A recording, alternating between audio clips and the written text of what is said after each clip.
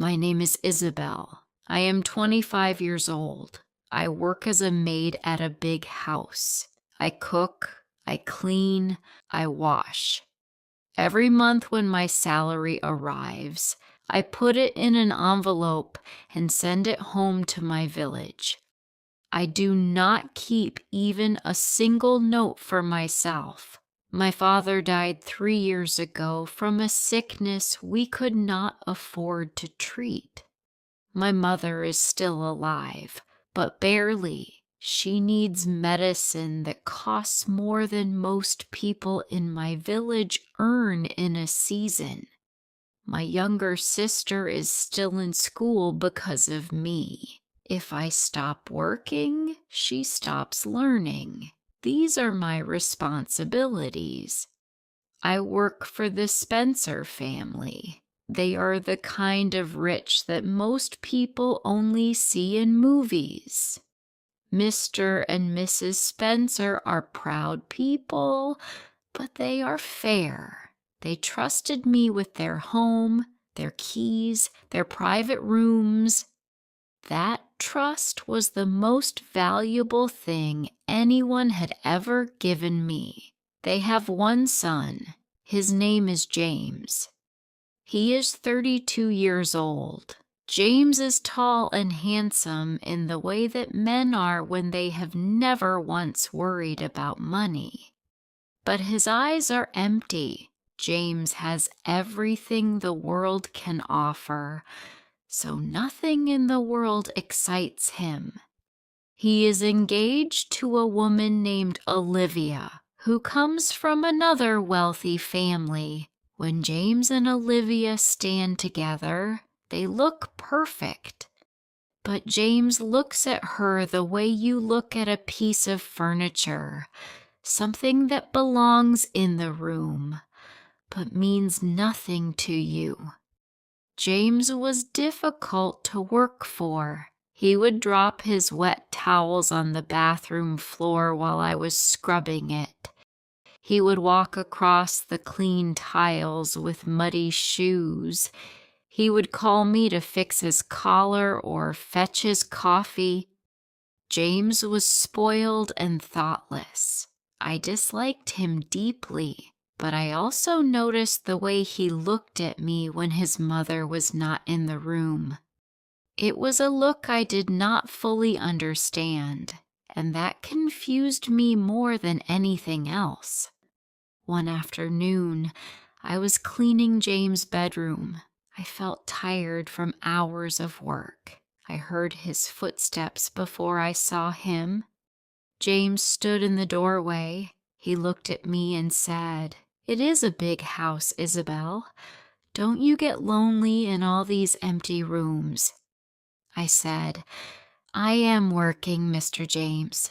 I kept my eyes on the floor. James came closer and sat on the edge of the bed.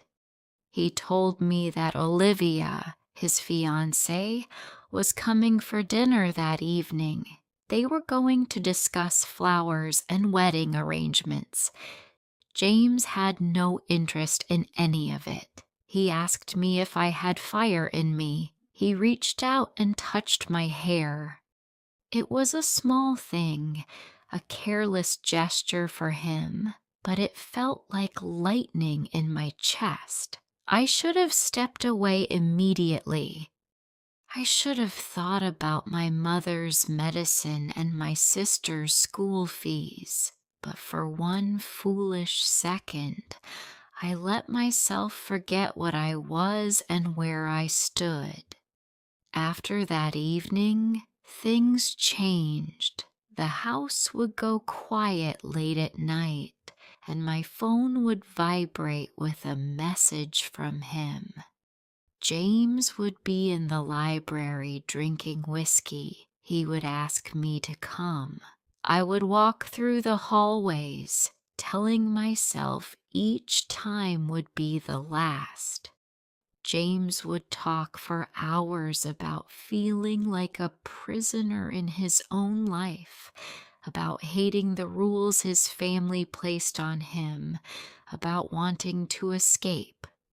He would hold my hand and speak like I was the only person who understood him. I believed him for a while. Then I began to see clearly. James did not want to escape his life. He wanted to add excitement to it. He liked the danger of our secret meetings. I was not a person to him. I was a thrill. James began asking me for favors that made me uncomfortable, searching his father's desk for documents, lying to Mrs. Spencer about where he was. Each time I hesitated, James reminded me of what I could lose: my job, my salary, my mother, my sister. I was trapped. I did not know how to walk back out. Then came the night everything broke open. It was midnight. The Spencers were asleep in their bedrooms. Suddenly, my door opened without a knock. James was standing there. I could smell the whiskey from where I sat on my bed. His eyes were red. His hands were shaking. I asked him to leave before his father heard anything, but James did not listen. He grabbed my arm and pulled me close. He told me he was done pretending. He said he did not want to marry Olivia. James said he wanted to leave the city and never come back. Then his face changed completely. He said, "The safe in my father's office. It is full of cash, thousands. I want you to take it tonight. We will blame a burglar. Say someone broke in, and then we disappear together, you and me. A new city, a new life." I stared at him. I said, "You want me to steal from your parents, the people who trusted me with their home?" James' face turned angry. He said, "They have more than they could ever spend. They will not even notice. But for us, Isabelle, it is freedom. Do it for me. If you truly care about me, you will do this." In that moment, I understood that James did not love me. He had never loved me. He wanted to use me to take his own family's money and disappear. And if something went wrong, if we were caught, he was a Spencer. His name would protect him. I was Isabelle, a maid from a poor village. I would be the one in handcuffs. He would be the one with a lawyer. I looked at James and said, "I will not do it." His face hardened. He said, "Then I will go to my mother tomorrow morning. I will tell her that you have been coming to my room at night, that you tried to manipulate me, that you made advances toward me. You will be fired before noon. Your mother will have no medicine. Your sister will leave school. Choose right now, Isabelle. A thief or a beggar. Those are your only two options." I froze. I could not believe what I just heard. I thought about my mother lying in bed in the village, waiting for the medicine that only my salary could buy. I thought about my sister sitting in her classroom. I thought about the years I had spent scrubbing floors and saying, "Yes, sir. No, sir. Right away, sir." With a heavy heart, I walked down the hallway to Mr. Spencer's office. My hand touched the door handle. I opened the safe. I carried the money back and dropped it on James's bed. He did not say thank you. He did not even look at me. He simply smiled, and I understood that I had just given him the thing he wanted most. Not the money, but control over me.